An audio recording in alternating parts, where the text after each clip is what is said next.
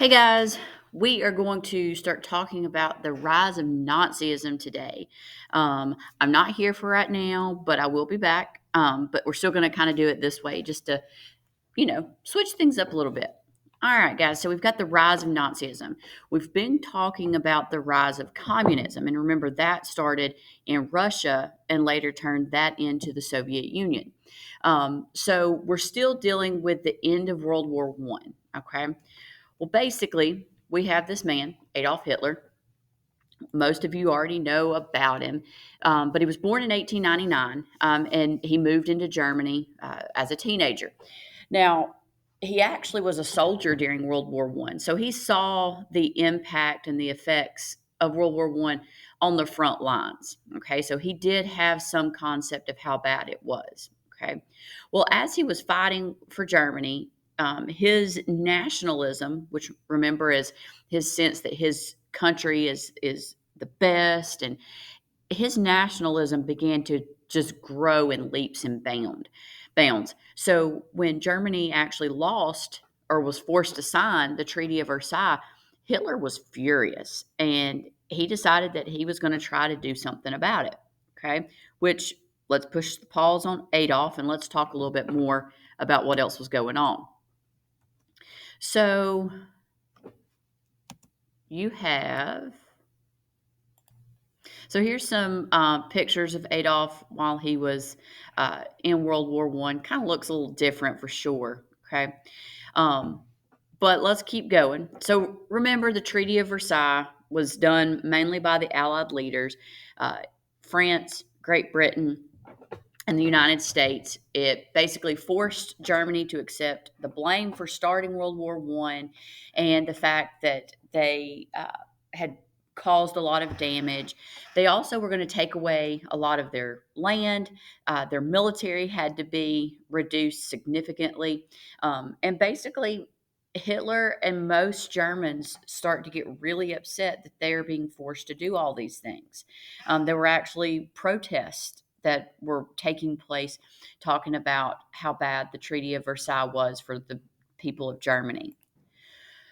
Remember with the reparations, the Weimar Republic, this is the republic government that took over Germany after their Kaiser, which was kind of like their king, had to abdicate or give up his throne after the signing of the Treaty of Versailles. The people were really upset with him, so he had to give it up. So they set up this republic, and basically it was people. It was very similar to some of the things that we've seen in the past, but people get to elect the people who are in charge. Now, don't get thinking that this is going to last long because it's not. Okay. So the Weimar Republic comes in, they start doing what they can.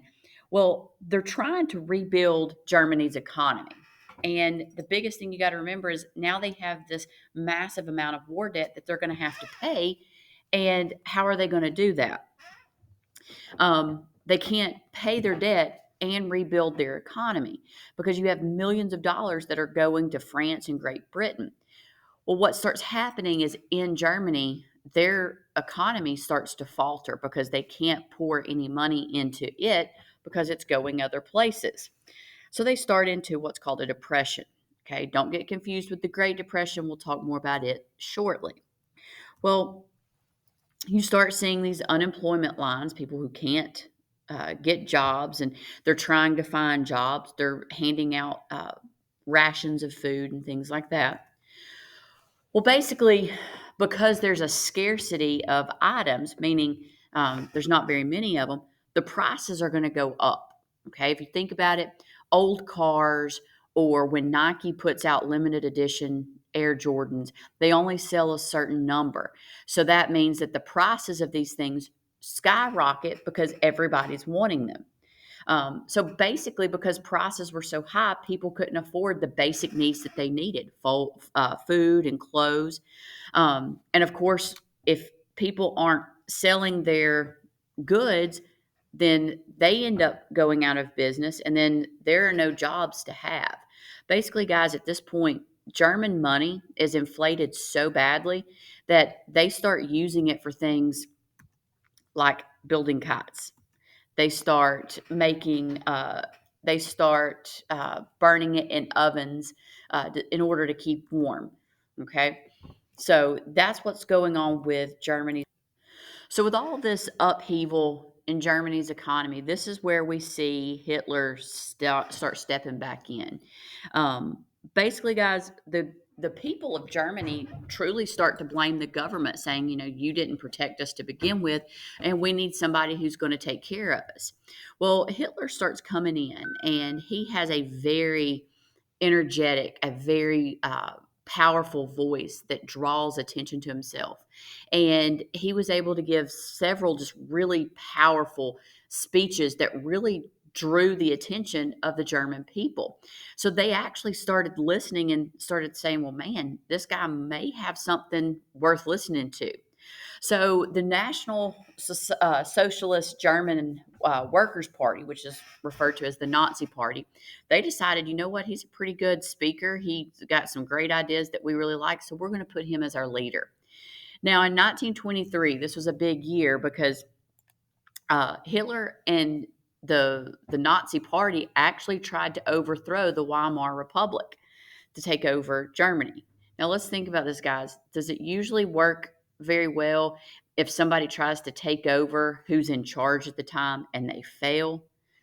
The answer to that would be no, because uh, these right here are some pictures of the Nazi Party. Okay, um, because he failed, he actually ends up going to prison for 9 months. Now, in these 9 months, he writes this book called Mein Kampf, and basically, in this book, he explains why or how Germany needs to get back to its once great status. And so he says that we've got to expand Germany's lands. We have to eliminate these impure races, which he's referring to. He wants the Aryan race or the blonde hair, blue eyed people. And then he also says that Germany needs to become a dictatorship. Okay. Now, there is this big idea, this fascist idea that's growing within the European countries like Italy, and the Soviet Union, and then, of course, in Germany. And basically, what that says is the government's going to come in and take over everything. They're going to take over the economy. They're going to take over the government, and they're basically going to tell people what they can and cannot do. Um, Actually, in Italy, their fascist leader had a saying, and it was believe, obey, and fight. So basically, what these leaders are saying is just look to me, we'll take care of everything, and we're going to take care of you. What they're not realizing is how much they're going to lose when it comes to their rights as individuals. So basically, guys, he writes this book. After his 9 months is over, he comes out and he's on fire. He is ready to absolutely put Germany back on the map like it once was. Okay. There's an original copy of his Mein Kampf. And if you can see in this picture of him, he's very, uh, he's got a lot of passion that's going into his speeches. Okay. And this is what really fuels a lot of his support. So, Germany at the time when they were having issues with their economy, the United States actually stepped in and said, "Look, we're going to loan you some money so you can start paying your reparations. So maybe you can, give your people back some money while at the same time fulfilling your duties of repaying war debts." Well, everything was great until 1929. In October of 1929, it was a day called Black Tuesday. Don't confuse it with the turkey shopping day of Black Friday. Black Tuesday is when the United States stock market crashed. It absolutely crippled the United States economy. Basically, what happens is now all of this money that had been loaned out to Germany, the United States needs it back in order to pay for stuff for their own self. Okay. So obviously, Germany can't do this. They can't repay something that they don't have. And so at this point, you start seeing lots of German businesses fail, and people start to really feel the impact of this depression. Again, long unemployment lines. It's basically, y'all have heard me say it before, it's trying to squeeze blood out of a turnip. If there's no jobs available, people can't get them. Doesn't matter how long they stand in line. So, what's going to come of all of this? Well, as Hitler sees that, Germany is continuing to this decline, especially after the stock market crash in the United States, people start looking for somebody to help them, somebody strong who can fix this. And so Hitler and his powerful speeches and his powerful uh, group that's standing behind him, the Nazis, they start actually making big promises. They start promising to restore Germany to its original world power status. He also said, look, I'm basically going to throw the Treaty of Versailles out the window, and we're going to increase our military. We are going to produce more war products. And we're also going to get rid of people that have done nothing for our country, which would be the Jews. A lot of people are placing blame on the Jews. We'll talk about that shortly. But he also said, and we're going to take over more German lands. He said, they're not going to keep these lands from us any longer. Now, if you've been living in a society where you have been in a depression, you have no money, you have no job, all of these things start sounding really good. And so the Germans really start to support the Nazi Party and Hitler. Okay. Kids, women, everybody they were all for Hitler and him taking over and fulfilling these promises that he was making. So in 1932, the Nazi Party wins this vote, and it was still a republic at the time. So the people got to vote, and the people voted for the Nazi Party to be in charge. Well, at that point, the Nazi Party appoints Hitler to be their chancellor, which is their leader. At this point, they've given Hitler all of this power, and he starts making some big changes. He changes Germany from a democratic country to now they are a fascist state, and they will be led by a dictator, which would be Adolf Hitler.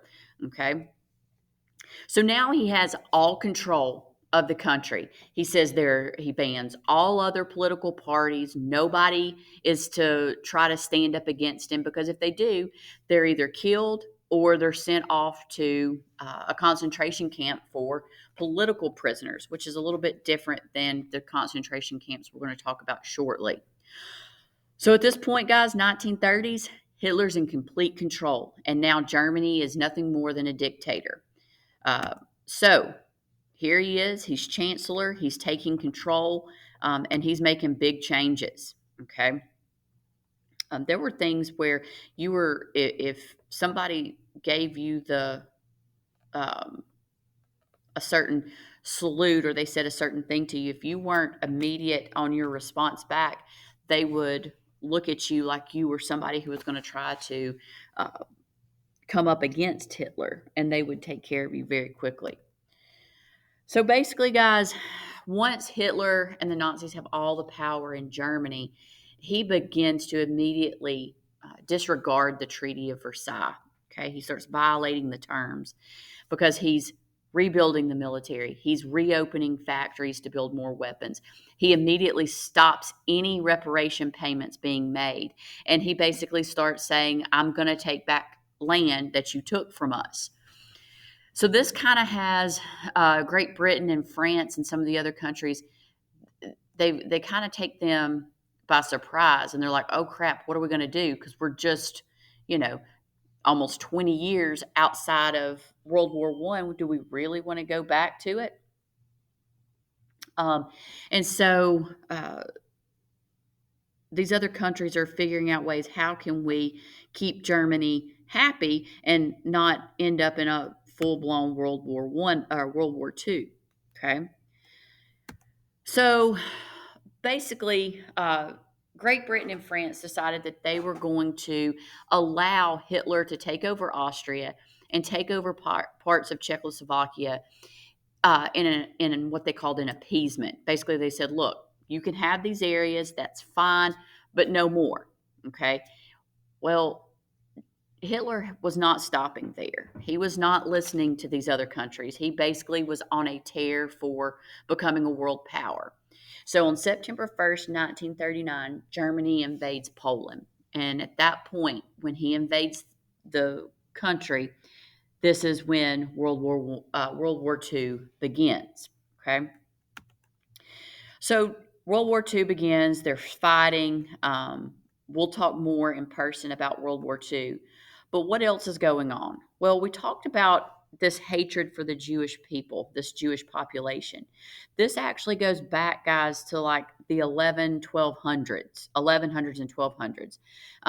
The Christians were always against the Jews. They were always against they always blamed one of the things was they blamed the Jews for killing Jesus.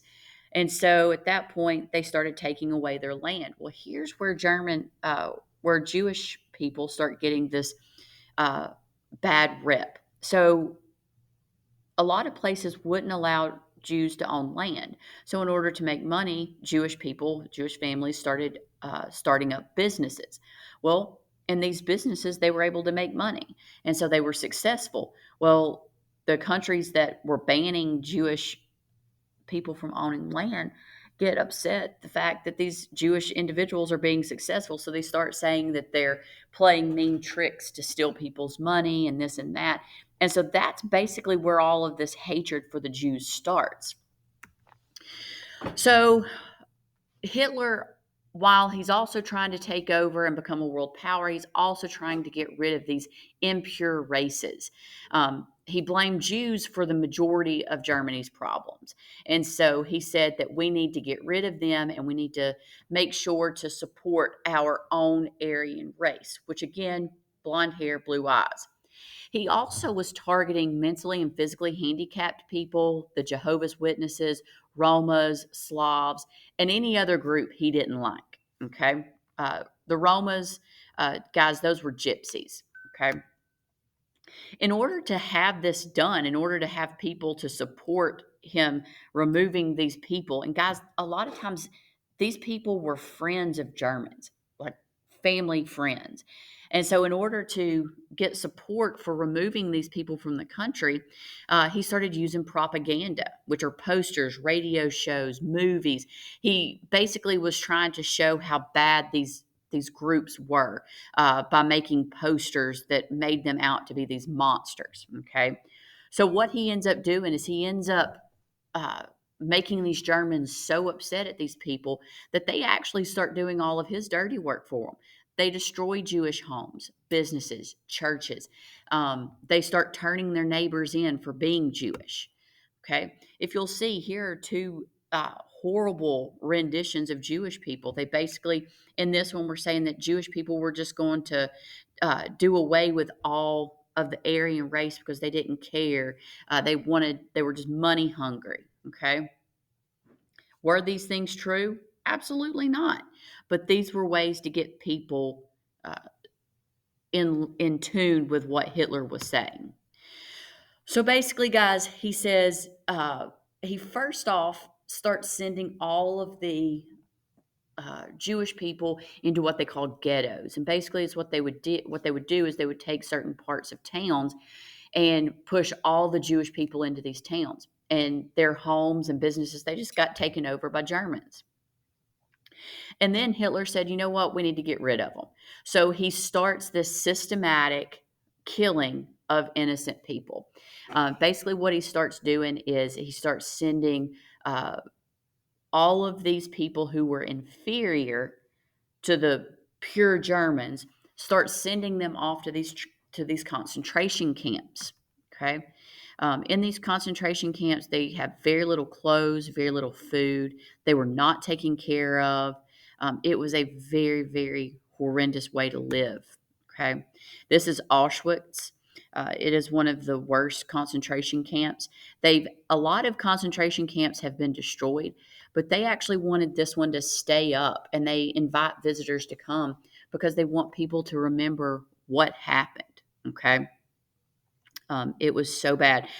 Now, so in 1941, while they were getting ready to start sending people off to these concentration camps, in order to identify Jewish individuals, if you were Jewish, you were forced to wear the yellow Star of David. Um, and then that way they could very quickly uh, distinguish between pure Germans and Jewish people. And then they start sending them around 1941 is when they really start sending uh, big numbers of people to concentration camps. Okay, some people went straight in and were sent to gas chambers. Others were used for workforces. It just depended on where you went. Okay, just another picture of what was going on. A lot of times, people had no clue that they were walking into a gas chamber, and it was just a very, very sad time.